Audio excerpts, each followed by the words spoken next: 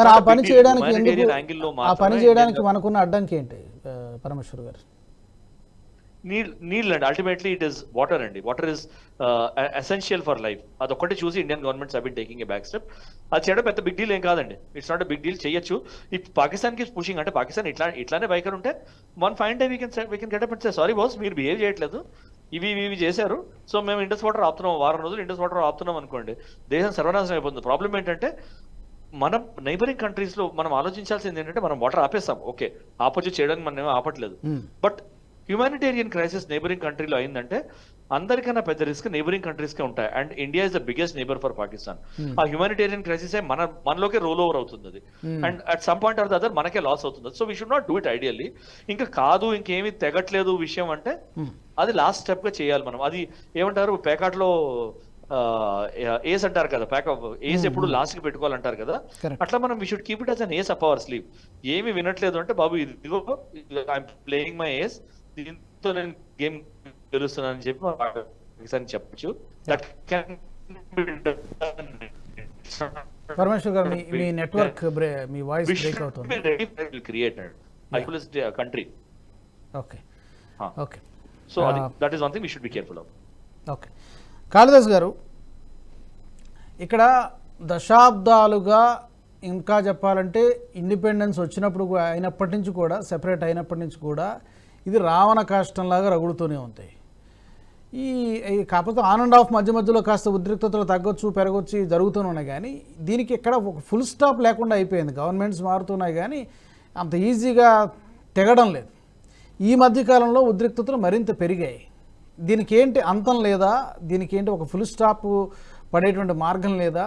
ఎందుకంటే బలంగా ఇలాంటి కొన్ని సాహసోపేతమైనటువంటి నిర్ణయాలు తీసుకోగలిగేటువంటి నాయకులు కొద్దిమందే ఉంటారు. సో ఫార్చునేట్లీ మనకు ఆ లీడర్షిప్ ఈ రోజున ఉంది, గత 2014 నుంచి కూడా. ఇప్పుడు కూడా ఏదో దీనికి ఒక మార్గం, పరిష్కారాన్ని చూపించేటువంటి అవకాశం ఉంటుందా అట్లీస్ట్ భవిష్యత్తులో, సమీప భవిష్యత్తులో ఏమన్నా ఉంటుందండి?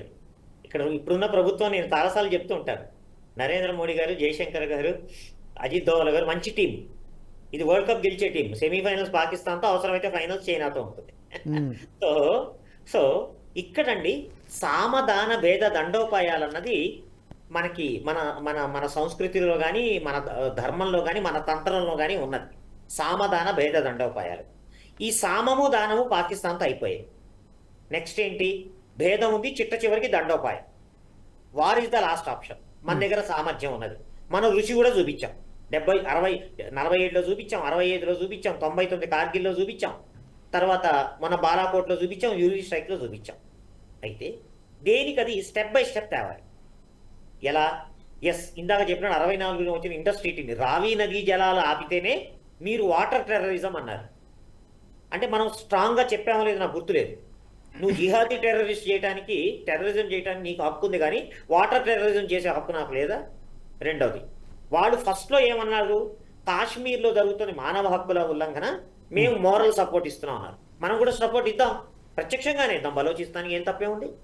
ఒక వార్నింగ్ ఇచ్చి, నువ్వు కాశ్మీర్లో ఉగ్రవాదాన్ని, ఇందాక వాడు ఈరోజు స్టేట్మెంట్ ఇచ్చినట్టు, కాశ్మీర్ ఉగ్రవాదానికి నువ్వు అంత పలకపోతే నీ టెర్రరిస్ట్ ఫ్యాక్టరీస్ ఏవైతే ఉన్నాయో వాటిని ధ్వంసం చేయాలి, లేదా మాకిస్తే మేము ధ్వంసం చేస్తాము. ఈ లీడర్స్, హకానీ నెట్వర్క్లో ఉన్నటువంటి ఈ లీడర్స్ అన్నింటి మాకు అప్పగించండి. స్పష్టమైన మెసేజ్ వెళ్ళాలండి. ఇంకా ముద్దులాట ఏంటి? ఈరోజు ఆయన స్టేట్మెంట్ ఇవ్వలేదా? సో ఇవన్నీ సమ్మరైజ్ చేసి ప్రభుత్వం ఒక స్టేట్మెంట్ ఇవ్వాలి పార్లమెంట్లో. ఈ విధంగా వార్నింగ్ ఇస్తున్నాం మేము, లేకపోతే ఇండస్ట్రీటీ, ఇందాక చెప్పిన ఇండస్ట్రీటీ మేము రివోక్ చేస్తాం. బలూచిస్తాన్కి మేము అన్ని రకాలుగా సపోర్ట్ చేస్తాం, అక్కడ మానవ హక్కులు జరుగుతున్నాయి. ఇదే డైలాగ్ కదా వాడు కొట్టింది నిన్నాళ్ళ నుంచి. ప్రత్యక్షంగా వాళ్ళు ఓపెన్గా వాళ్ళు ఆర్మ్స్ ఇచ్చి టెర్రరిస్ట్ని ట్రైన్ చేసి పంపిస్తున్నప్పుడు మనం కూడా భేదాన్ని ఆలోచించాలి. పాకిస్తాన్ అవసరమైతే 2-3 ముక్కలు. ఇన్ఫ్యాక్ట్ అసలు ఆ రోజు ఆపరేషన్ రాష్ట్రాక్స్లోనే జనరల్ సుందర్జీ ప్లాన్ చేసినట్టు అసలు వదిలేసి ఉంటే పాకిస్తాన్ ఇప్పటికి 3 ముక్కలు అయిపోయి ఉండేది. General Ziaul Haq Jaipur cricket match సందర్భంగా వచ్చి లిటరల్గా రాజీవ్ గాంధీ గారి కాళ్ళ మీద పడ్డాడు. సో అంటే మనం ఏం చేస్తున్నాం? ఇంతకాలం చెప్తున్నాం, చేస్తున్నాం, ఔదార్యం ఎక్కువ చూపిస్తున్నాం. ఔదార్యం అంటే ఎలిజిబిలిటీ లేకపోయినా వాళ్ళకి సానుకూలంగా వాళ్ళని క్షమించడం, ఇవన్నీ ఇందాక సార్ చెప్పారు. అది హ్యూమనిటేరియన్ గ్రౌండ్స్. కానీ ఎప్పటి వరకు హ్యూమనిటేరియన్ గ్రౌండ్స్? మన దగ్గర పోలీసులకిను, పారామిలిటరీ ఫోర్సెస్కి, మరి ఆర్మీకి కాశ్మీర్లో ఉన్న వాళ్ళకి మానవ హక్కులు హ్యూమనిటేరియన్ గ్రౌండ్స్ లేవా? ఎనఫ్ ఈజ్ ఎనఫ్ అండి. భేదము దండోపాయం రెండూ చెప్పాలి. ఇదిగో బాబు నువ్వు ఇట్లా ఇట్లా ఇట్లా నడుచుకోకపోతే మేము చేయాల్సి చేస్తాం. ఇజ్రాయెల్ రోల్ మోడల్గా తీసుకుందామండి. చిన్న కంట్రీ మనతో పోలిస్తే మన సైనిక సామర్థ్యంతో, కానీ ఎంత పోరాట పటిమ చూపిస్తుంది. కానీ కోర్స్ అక్కడ ఆడవాళ్ళు పిల్లలు శరణార్థులు కూడా వస్తున్నారు, అది పక్కన పెట్టగా అసలు పోరాట పటిమ చూడండి, వాళ్ళ దృక్పథం చూడండి. నువ్వు గులకరాయితో కొడితే వాళ్ళు ఇటుకరాయితో కొడతారు, నువ్వు ఇటుకరాయితో కొడితే వాళ్ళు బండరాయితో కొడతారు, నువ్వు బండరాయితో కొడితే వాళ్ళు పర్వత చక్రం కొడతారు. అటువంటి పోరాట పటిమ మనం కూడా స్పష్టంగా ఇవ్వాలి. మీతో సాధు స్వభావంగానో మంచిగానో మాట్లాడనవసరం, వాళ్ళు చెప్పారు కదా, దాన్ని ఇంప్లిమెంట్ చేయాలి, కార్యాచరణలో ప్రకటించాలి.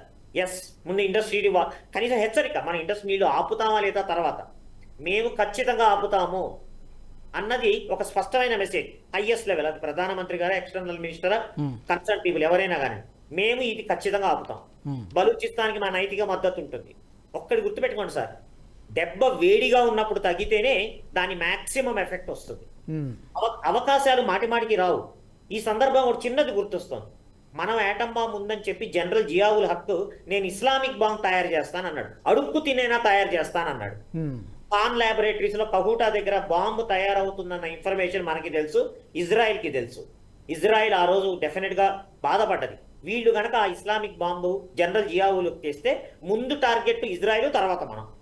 ఇజ్రాయెల్ అడిగింది, మా దగ్గర అమెరికా ఇచ్చినటువంటి అద్భుతమైన యుద్ధ విమానాలు ఉన్నాయి, మేము వచ్చి దాన్ని ధ్వంసం చేస్తాం, రిటర్న్ వెళ్ళటానికి ఏదైనా భారత ఎయిర్పోర్ట్లో ఎక్కడైనా మాకు కొంచెం ఫ్యూయల్ ఇవ్వండి, మేము వెనక్కి వెళ్ళిపోతాం అన్నారు.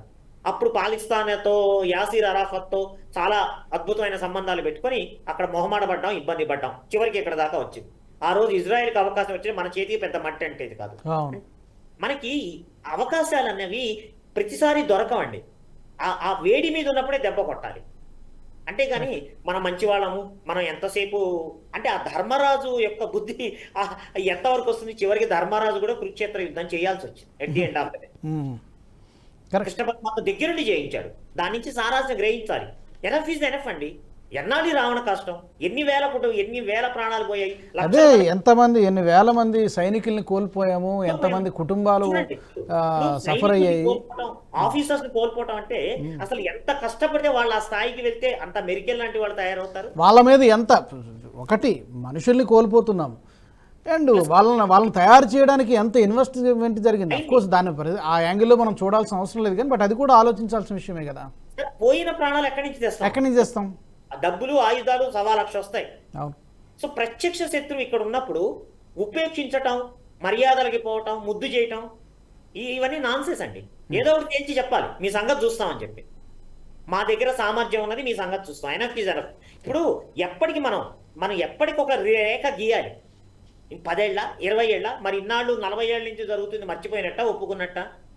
స్పష్టమైనటువంటి మెసేజ్ వెళ్ళి తీరాలి. ఎందుకంటే ఇందాక నేను చెప్పినట్టు సామధానాలు అయిపోయాయి, భేదం ఉపయోగించాలి. ఆ మాట కూడా లంగకపోతే మా సామర్థ్యం మాకుంది, చూసుకోండి అని చెప్పాలి. అలా చెబితే లేదా అటువంటి చర్యలకి దిగితే కానీ ఆ దేశము బుద్ధి రాదు వాళ్ళకి.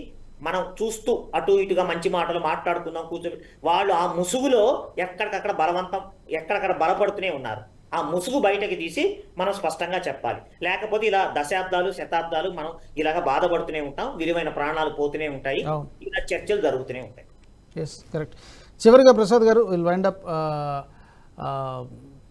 కాళిదాస్ గారు అన్నట్టు ఈ మితిమీరిన మంచితనము, ఇది మీ శాంతి కామోపదేశం, ఔదార్యము, జనరాసిటీ, వీటితోటి చాలా సందర్భాల్లో మనం భారత్ నష్టపోయిందేమో లాభపడిన దానికంటే కూడా ఈ కీర్తి, మంచి పేరు తెచ్చుకోవడం, మంచివాడిగా ఉండడం అనేది ఓకే, బట్ ఎక్కడి వరకు అది ఏంటండి నేను అనేది? కాళిదాస్ గారు చెప్పినట్టుగా మితిమీరిన మంచితనము లేదా ఔదార్యము, జనరాసిటీ, ఈ హ్యుమానిటేరియన్ గ్రౌండ్స్ ఓకే, కొంత to some extent it is acceptable, కానీ అది హద్దు దాటిపోతే మనం లాభపడిన దానికంటే కూడా నష్టపోయింది ఎక్కువ అవుతుందేమో అనేది ఒక వెర్షన్. ఆల్రెడీ ఒకసారి మనం అనుభవించాం కదా 1971 వార్లో. మనం దగ్గర 93,000 మంది ప్రిజనర్స్ ఆఫ్ వార్ ని మనం వదిలేసాం అప్పుడు. అవును, దానివల్ల మనకు రిటర్న్ ఏమొచ్చింది? ఏం రాలేదు కదా. ఇప్పుడు అప్పుడు ఉట్టి పాకిస్తాన్ ఒకటే మన శత్రు దేశం, బంగ్లాదేశ్ కూడా మనకు శత్రు దేశం అయి కూర్చుంది. పోనీ దాంతో పాటు మన కాశ్మీర్ సమస్య ఏమైనా తీరిందా? లేకపోతే పాకిస్తాన్ ఆక్యుపైడ్ కాశ్మీర్ మనం ఖాళీ చేసామా? ఏం చేయలేదు. దాంతో మనకి 54 ప్రిజనర్స్ ఆఫ్ వార్ దాని ఇన్ఫర్మేషన్ ఈ రోజు కూడా ఎవరి దగ్గర లేదు. మరి దానికి ఏంటి, మరి ఎవరు సమాధానం చెప్పాలి? పాపం దాని గురించి వాళ్ళ కుటుంబ సభ్యులు ఎంతో కష్టపడ్డారు. అవును. అంటే ఇంకా మంచితనానికి ఇంకా ఈ లోటు లేదు. ఇంకా దీనికి మించి ఏం లేదు. ఇంకా వాళ్ళ జయశంకర్ గారు చెప్పారు 100% రైట్. నెక్స్ట్ ఆయన అంటే డైరెక్ట్ నాటుకు మనం చెప్పకుండా మంచిగానే ఉంటాం, diplomatic గా- అవతల వాడు మంచిగా ఉండాలిగా. ఇప్పుడు అదే సమస్య, మనం మంచిగానే ఉంటున్నాం కానీ పాకిస్తాన్ ఉండదండి. ఉండదు కదా మరి. అదే ఆ జాతి బుద్ధి మార్చుకోదు. మార్చుకో. సో మనకి ఏంటంటే ఇక్కడ ఉండే మన మేధావులు కూడా ఆలోచించాల్సింది ఏంటంటే, ఎస్పెషల్లీ చదువుకున్న వాళ్ళు ఇప్పుడు ఇక్కడుండే ముస్లింస్ని ఎలా రెచ్చగొడుతున్నారు, మన ఖురాన్లో జిహాద్ అని చెప్పారు అని వాళ్ళకి బ్రెయిన్లో ఫీడ్ చేస్తున్నారు.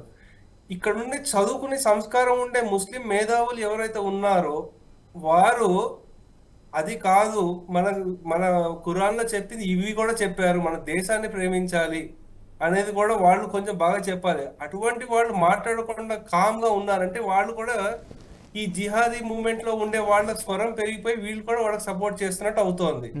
సో అందు గురించి ఏంటంటే ఇక్కడ మనం చేయాల్సిన మల్టీ అప్రోచ్.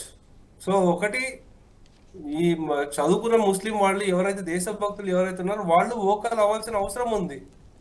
సో లేకపోతే వాళ్ళు చేసే అకృత్యాలు, ఈ ఇస్లాం రాడికలైజేషన్, వాళ్ళు ఖురాన్ని అడ్డు పెట్టుకుని ఘోరాది ఘోరాలు చేస్తున్నారు. ఈ పాకిస్తాన్లోనే కాదు, ప్రపంచ వ్యాప్తంగా చేస్తున్నారు. మరి ఈ మేధావులు మాట్లాడకుండా ఎందుకు కామ్గా ఉంటున్నారు? తిరగబడాలి వాళ్ళు కూడా.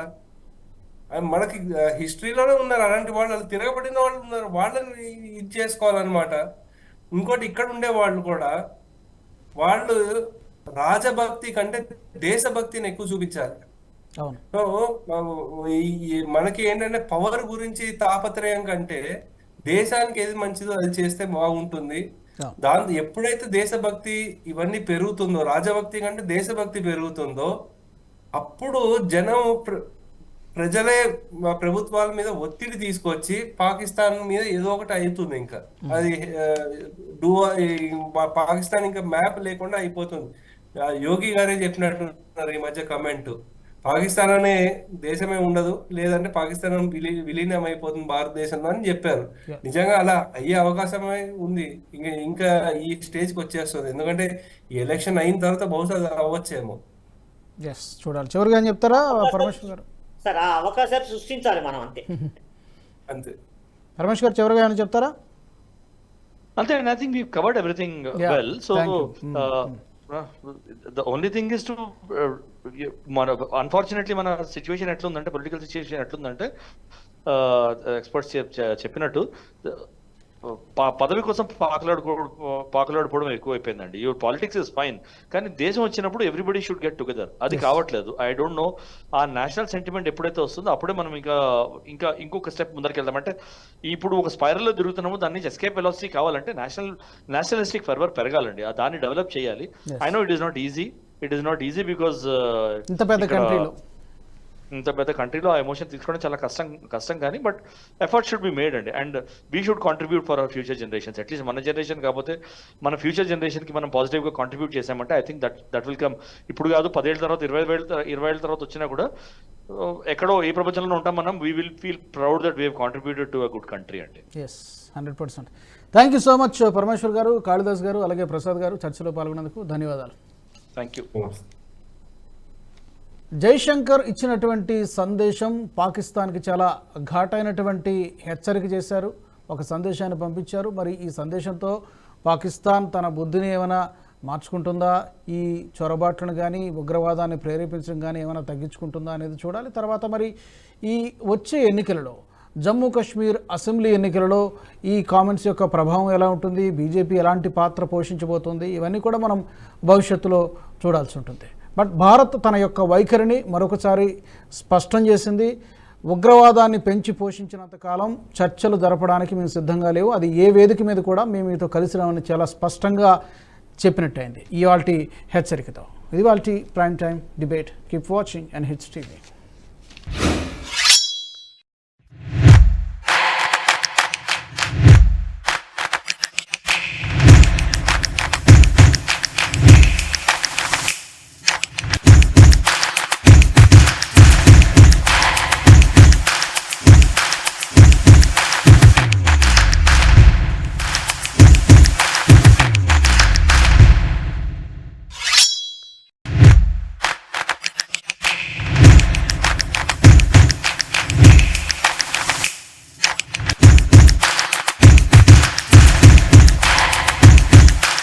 ఈ వీడియో మీకు నచ్చినట్టయితే లైక్ చేయండి, 10 మందికి షేర్ చేయండి. అలాగే కామెంట్ల రూపంలో మీ అభిప్రాయాలను మాతో పంచుకోండి. Nationalist hub group of channels ను సబ్స్క్రైబ్ చేసుకుని తెలుగునాట జాతీయవాద జర్నలిజాన్ని ప్రోత్సహించండి. ఈ వీడియో కింద ఉన్న బెల్ ఐకాన్ పై క్లిక్ చేయడం మర్చిపోవద్దు.